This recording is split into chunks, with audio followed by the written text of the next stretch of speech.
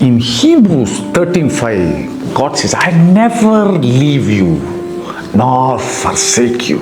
I will never leave you. God will never leave you. Everything in life has to leave at some point of time. Everything which is temporary, everything which is earthly, everything which is of the earth has to leave at time. Everything is temporary. What we see, everything is temporary. So everything has to leave. Your father, your mother has to leave sometime. Your children have to leave sometime. Your job has to leave out of you sometime. Everything has a time to leave sometime. But there is something which promises that will never leave you.